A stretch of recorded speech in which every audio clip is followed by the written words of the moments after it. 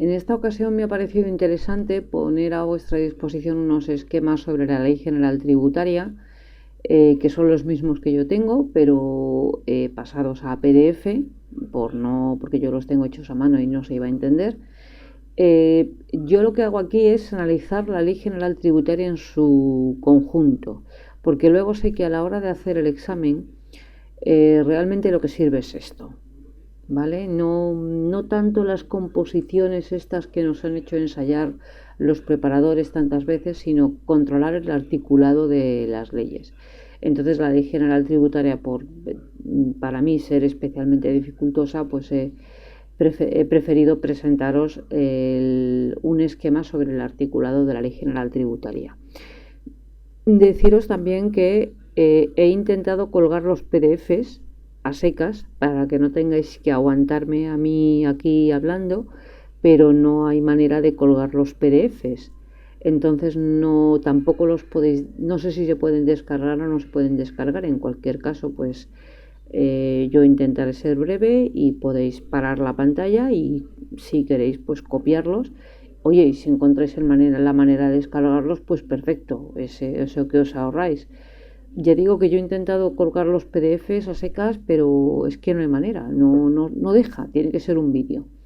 Bueno, empezamos con el título primero, las disposiciones generales en el capítulo 2 de las normas tributarias. Empiezo con el artículo 7 que nos habla de las fuentes del ordenamiento tributario. Aquí están todas las fuentes ordenadas jerárquicamente. Como curiosidad, se contemplan los reglamentos de las corporaciones locales en forma de ordenanzas fiscales. El artículo 8, la reserva de ley tributaria, es un artículo muy largo que yo, como esto es un esquema, me limito a decir que están sometidos al principio de reserva de ley tributaria todos los elementos que sirven para la cuantificación de la obligación tributaria principal. En adelante OTP, porque no es cuestión de escribir tanto y menos en un esquema.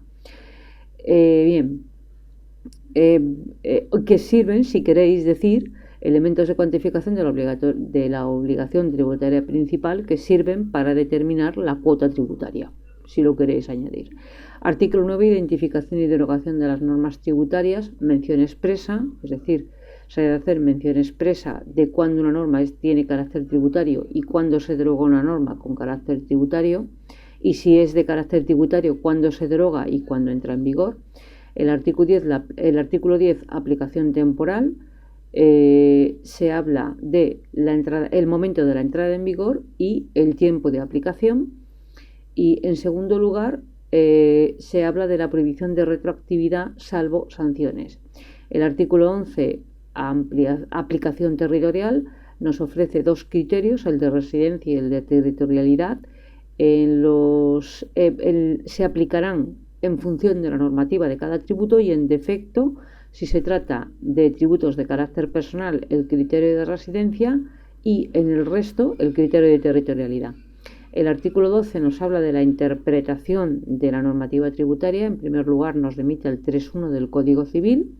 Segundo, se dice que en tanto no se aclare o no se defina específicamente por la normativa tributaria, se interpretarán según su sentido general, jurídico y técnico.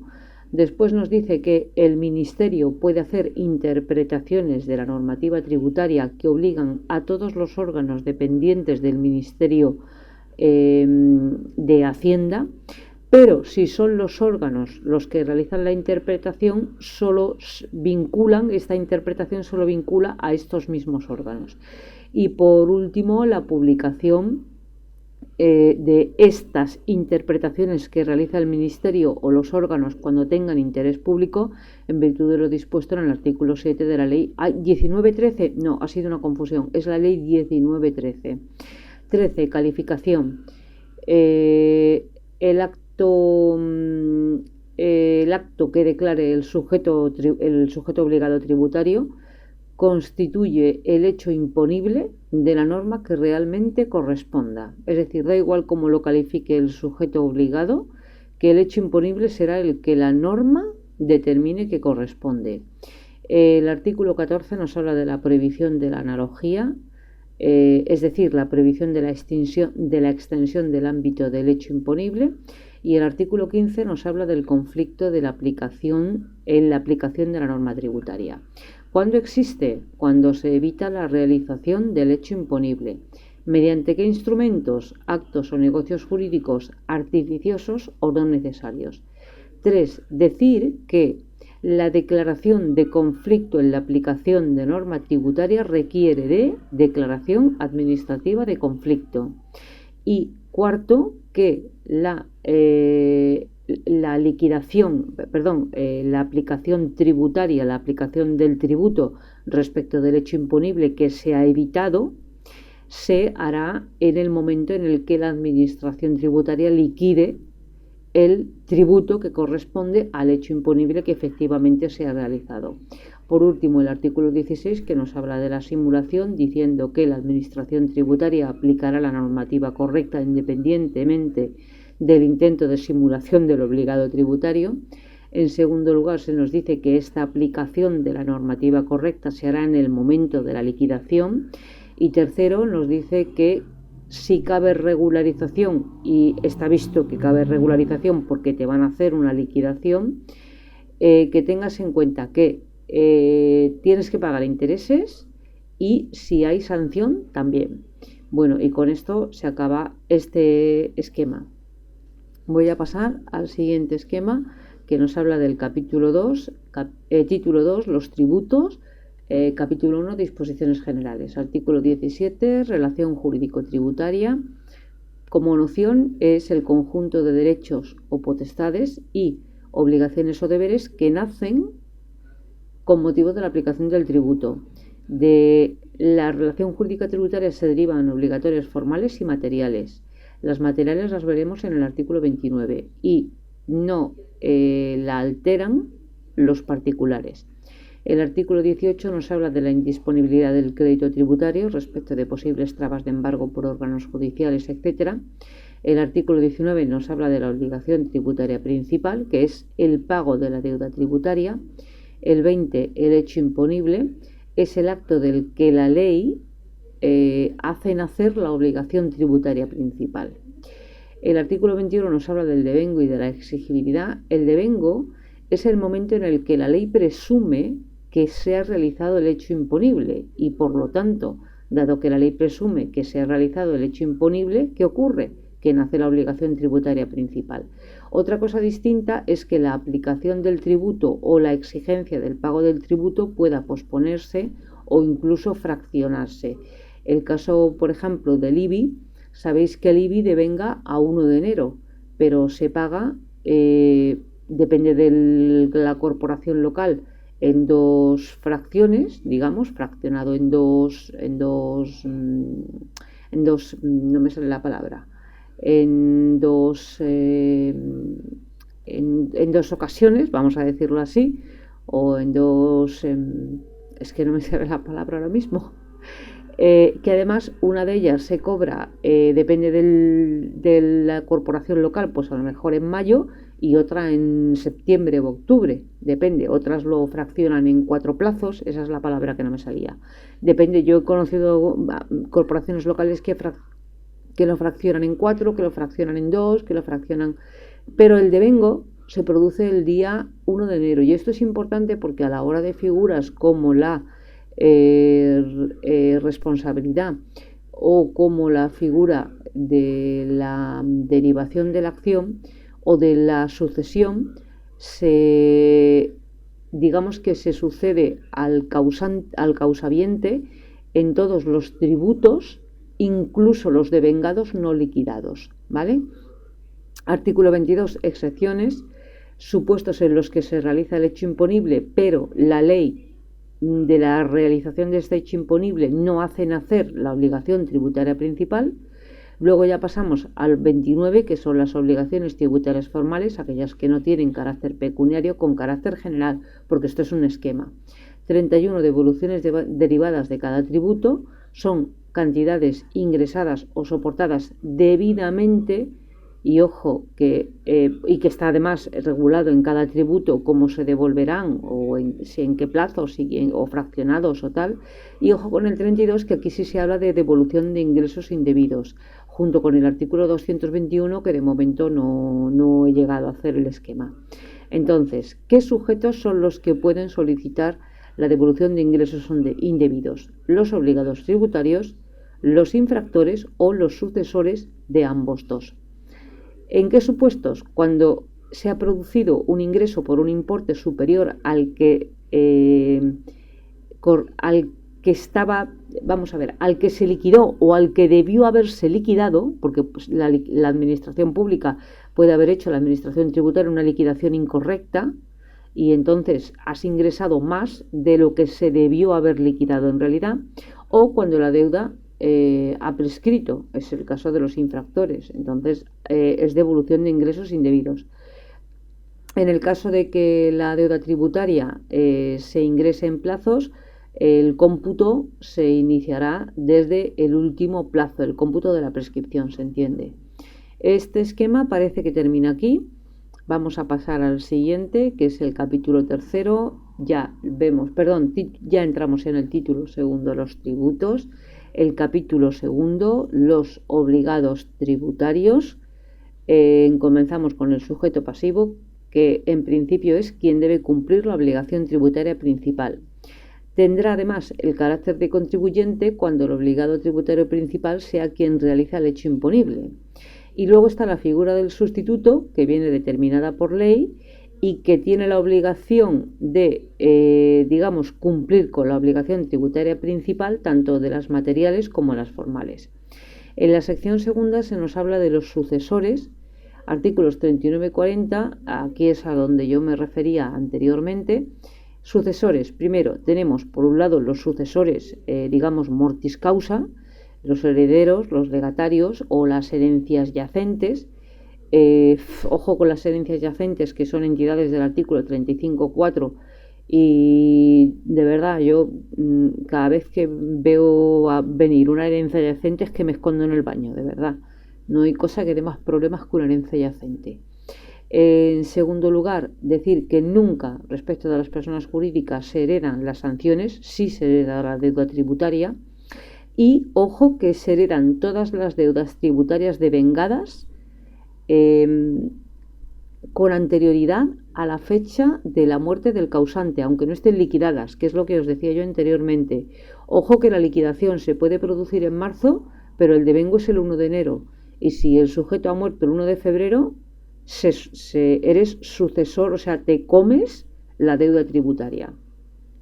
Respecto de las personas jurídicas, en el caso de disolución más liquidación de la persona jurídica, pues distinguimos si se trata de entidades mercantiles en las que se limita la responsabilidad de los miembros.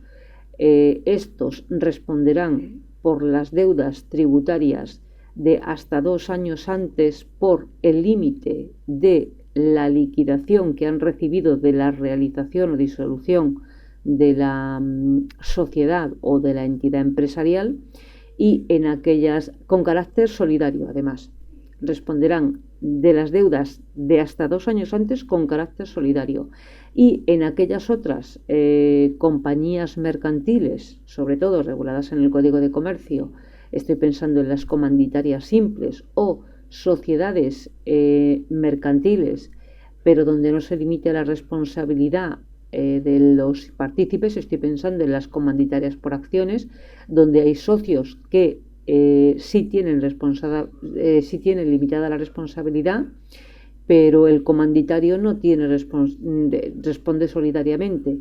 Entonces aquí no responderán solidariamente todos los que tienen carácter solidario por las deudas pendientes de ingresar. El mismo concepto respecto de las deudas, las devengadas, no hace falta que estén liquidadas, y se transmite, en el caso de las personas jurídicas, sí se transmite la sanción. La figura del responsable, el 41. La responsabilidad con carácter general se establece por ley y en principio se presume subsidiaria. El importe, también en principio, es por la deuda conforme el importe que se fija en el periodo voluntario, es decir, no incluye intereses de demora, no incluye recargos por pago extemporáneo ni ningún otro tipo de recargo.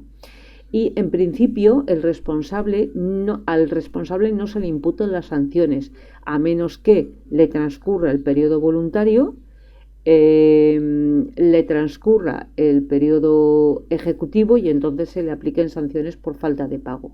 Pero en principio las sanciones del obligado tributario principal no se le imputan al responsable. Importante, por eso lo pongo en rojo. Para proceder a la responsabilidad es necesaria una declaración expresa mediante acto administrativo o mediante resolución administrativa de responsabilidad. Esto implica que ha de haber una declaración fallida tanto del obligado tributario principal como de todos los responsables solidarios. Y a partir de aquí se debe dictar, previa audiencia del supuesto responsable o del que va a entrar en calidad de responsable, de una resolución administrativa expresa que es la derivación de la acción. Hasta que no se dicta la derivación de la acción no se puede realizar el cobro contra el responsable. Luego tenemos los responsables solidarios y los responsables subsidiarios. He intentado hacer un esquema, valga la redundancia, diciendo que los responsables solidarios se caracterizan por realizar conductas de comisión o coautoría de infracciones o por realizar conductas de ocultamiento o levantamiento indebido de embargos. Y esto está muy resumido y muy esquemático, ¿vale? Respecto de la responsabilidad subsidiaria, generalmente los administradores, tanto administradores de sociedades como administradores concursales, etc. Respecto de la capacidad de obrar y la figura de la representación, en el 44 tenemos la legal, que es aquellas personas que son incapaces y necesitan sí o sí un representante, las personas jurídicas que también por ley necesitan un representante, y los entes del 35.4 que aquí necesitan un representante, pero ojo, para determinar la figura del representante, lo que yo os he dicho, yo veo aparecer por la puerta una herencia yacente y me escondo en el baño. Bueno, representación voluntaria, pues cualquier persona que quiera actuar con la administración, pues a través de un representante, pues porque no tiene tiempo o porque le genera mucha ansiedad tratar con la administración tributaria, que existen casos. Presunción y necesidad de acreditar la representación. Esta frase lo que nos habla es de los casos en los que se presume la representación y aquellos en los que es necesario acreditarla. Como es un esquema, no lo explicito, si no lo explicitaría, pero vamos, os podéis remitir al artículo 6, creo recordar, de la 3915. Sí, no, perdón, al artículo 11, sí, el 11, el 10 o el 11 de la 3915. A ver, el 9 era la firma electrónica, el 10 eran las formas de identificación. Bueno, el 9 era la identificación electrónica.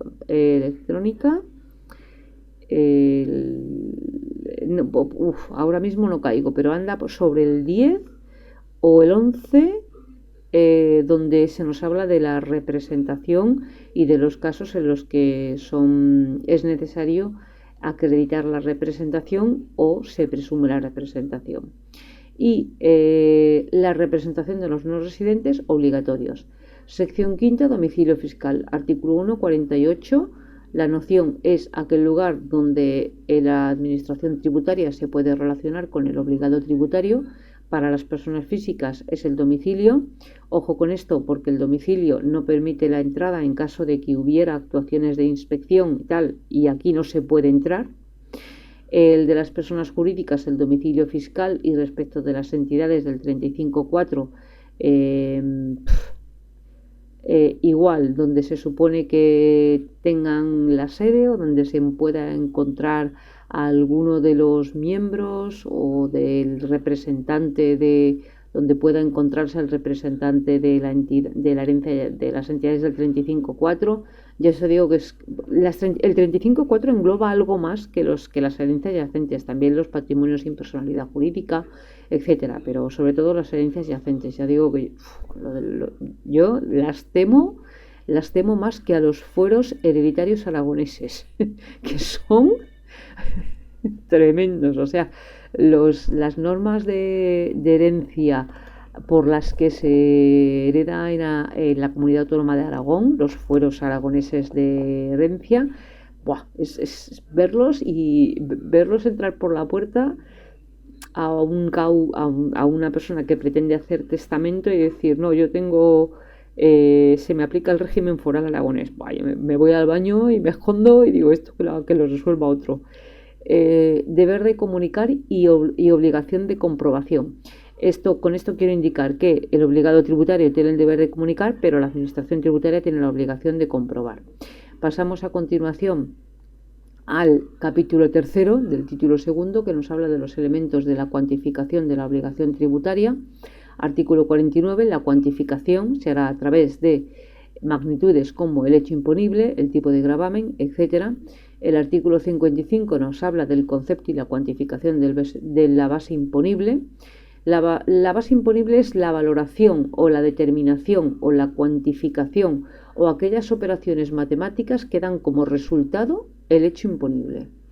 Los métodos: estimación directa, objetiva e indirecta. El 51 nos habla de la directa, diciendo que es cuando el obligado tributario principal aporta la información necesaria para la cuantificación del hecho imponible. El 52, la objetiva, que es siempre voluntaria y que se sirve la administración tributaria de módulos o de índices, y la indirecta, que se aplica cuando la administración tributaria no cuenta con datos suficientes para proceder a la cuantificación del hecho imponible, bien porque el obligado tributario no ha presentado los datos, porque hay resistencia a la presentación de datos, porque se han destruido los documentos o discos duros en los que aparecían los datos, en fin, cosas de ese tipo. ¿A través de qué instrumentos se procede entonces a la determinación o cuantificación del hecho imponible? Pues bien, mediante antecedentes de datos que tuviera la administración tributaria en su poder, o bien mediante elementos que indirectamente permitan a la administración tributaria calcular valores, calcular titularidades, calcular ingresos, etcétera, siempre que tengan una conexión directa, que haya relación de causalidad. La base liquidable es el resultado de aplicar al hecho imponible las reducciones que la ley contemple.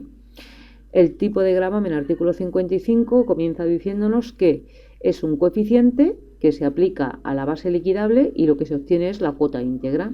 Este coeficiente puede ser específico o porcentual, y también cabe la posibilidad de aplicar un tipo de gravamen reducido o tipo cero, que es lo que se hace en determinadas comunidades autónomas con determinados impuestos. Y bueno, luego se habla de competencia desleal. Pues mire, no, eso no se llama competencia desleal, se llama no confiscar al obligado tributario, ¿vale? Artículo 56, cuota tributaria. Respecto de la cuota tributaria, lo primero que se dice es que sobre la base liquidable aplicamos el tipo de gravamen y obtenemos la cuota íntegra. La cuota íntegra también puede venir fijada por módulos o índices. Acordaos, por ejemplo, del impuesto a actividades económicas, pero sobre todo del impuesto de vehículos de tracción mecánica, ¿vale? Porque el IBI, por ejemplo, sí que el hecho imponible venía determinado por el valor catastral del terreno más el inmueble. O sea, tenía un modo de determinar el hecho imponible. Pero en el de vehículos de tracción mecánica no había un modo, y entonces se utilizaban módulos o índices. Y sobre la cuota íntegra se aplican las bonificaciones si es que son pertinentes, y se obtiene la cuota tributaria, que es lo que hay que ingresar como obligación tributaria principal. Y el capítulo cuarto, y con esto termino ya el título segundo de la Ley General Tributaria. Bueno, pues sección primera, disposiciones generales, la deuda tributaria.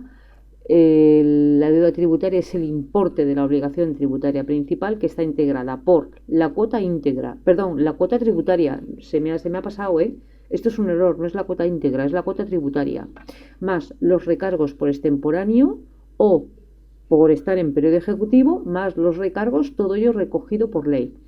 Y nunca las sanciones. No es que no se apliquen las sanciones, es que las sanciones no forman parte del concepto de deuda tributaria. La sanción es una sanción, punto. Y la deuda tributaria es otra cosa, independientemente de que se te aplique. Por ejemplo, como consecuencia de un procedimiento inspector, se te liquide la deuda tributaria, y que es la cuota tributaria, y además se te aplique una sanción, ¿vale? Pero no entra dentro del concepto, la sanción no entra dentro del concepto de deuda tributaria. ¿Cómo se extingue la deuda tributaria? Por pago, condonación, prescripción, compensación o cumplimiento. El pago, vamos a ver la primera de ellas. Formas de pago, pues en principio en metálico, con efectos timbrados o en especie.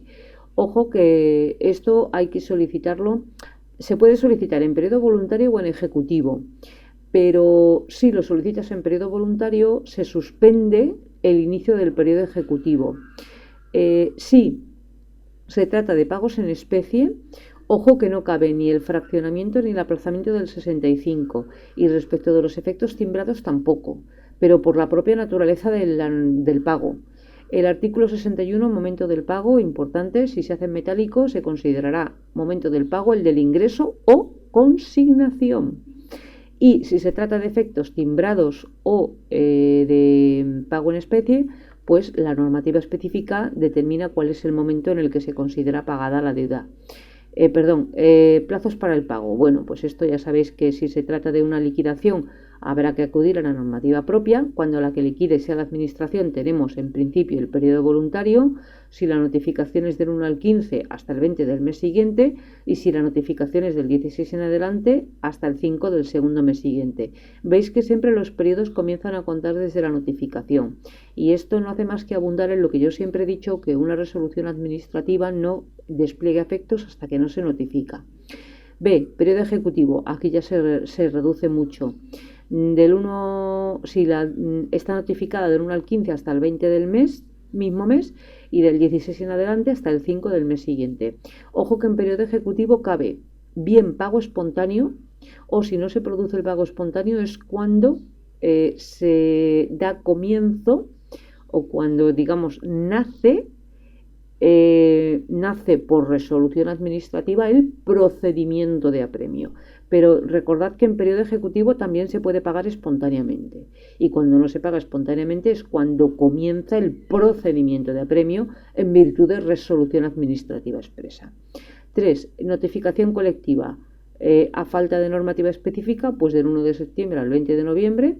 Los efectos timbrados cuando se realice el hecho imponible. Respecto de aduanas, la normativa de aduanas.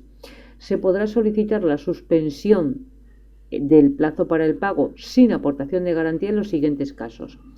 Cuando se aplique la cantidad de una devolución al pago, cuando se solicite que se aplique el importe de una devolución al pago de la deuda tributaria, cuando se han pagado dos cuotas tributarias a la misma administración y por el mismo concepto, o sea, dos cuotas tributarias idénticas a la misma administración, o cuando se han pagado dos cuotas tributarias distintas o a administraciones distintas, pero por impuestos incompatibles o por conceptos incompatibles entre sí.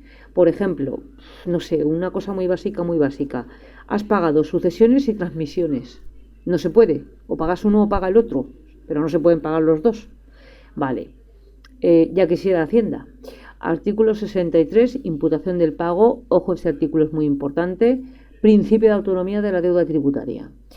El pago se aplica si estamos en periodo voluntario, de acuerdo al orden y los importes que determina el obligado tributario. Aquí el obligado tributario determina qué deuda quiere pagar primero, o cuánto importe de qué deuda quiere pagar primero, cuánto importe dedica a la segunda, en fin.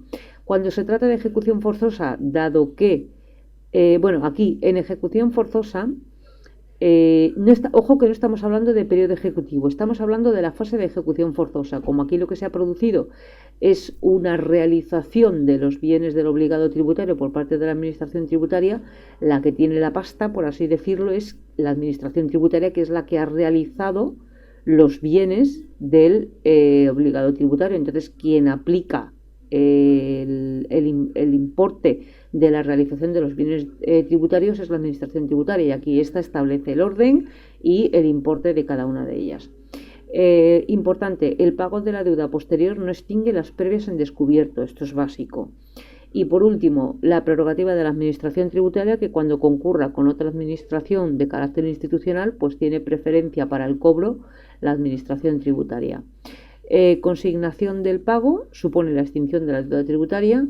Y el artículo 65, aplazamiento de fraccionamiento, solicitud, porque esto siempre hay instancia de parte, se dice que se puede solicitar tanto en periodo voluntario como en ejecutivo, y solicitada en el voluntario impide que nazca el ejecutivo. Pero ojo, que los intereses de demora te los clavan igual, ¿eh? Vale, ¿cuándo se inadmite la solicitud de aplazamiento o fraccionamiento? Y ojo que la figura es la inadmisión, ¿eh? Está al final del epígrafe 2, pero está. Se inadmitirá cuando se trate de efectos timbrados, pagos en especie o créditos contra la masa en el caso de supuestos de concurso. Bien, deber de garantía. Esto quiere decir que siempre has de prestar garantía. El tipo de garantías y tal, eso ya se describe en el artículo. E incluso se hace referencia en parte a la ley de enjuiciamiento civil. De otro lado, el voluntario, en periodo voluntario se suspende el nacimiento del periodo ejecutivo, pero lo que decía antes, ojo que los intereses de demora te los clavan igual. Y cuando se presenta en periodo ejecutivo, o mejor dicho, ¿cuándo se puede presentar la solicitud de aplazamiento de fraccionamiento cuando estemos en periodo ejecutivo?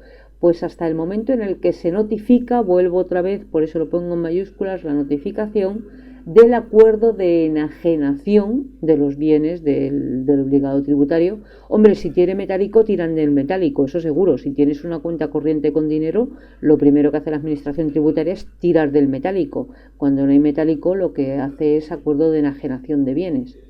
Pudiendo, ojo con esto, pudiendo comenzar o continuar el procedimiento de apremio mientras se sustancia se me ha cortado aquí, el procedimiento del artículo 65. Es decir, tú has solicitado periodo ejecutivo que se te aplace o fraccione la deuda. Bueno, pues independientemente de que tú hayas solicitado que se te aplace o fraccione la deuda, la Administración tributaria puede comenzar o continuar, si ya lo había comenzado, con el procedimiento de apremio. Esto supone un incremento en las costas. Supone que podemos llegar a la fase de ejecución de bienes, a la fase de embargo previa, primero, a la fase de embargo, si la Administración no tramita con celeridad. Y nos podemos ver en el acuerdo de enajenación previa haber incluso aunque hayamos presentado solicitud de aplazamiento o fraccionamiento en periodo ejecutivo. ¿Por qué? Porque el procedimiento de apremio continúa, se sigue tramitando, aunque tú hayas solicitado esta solicitud.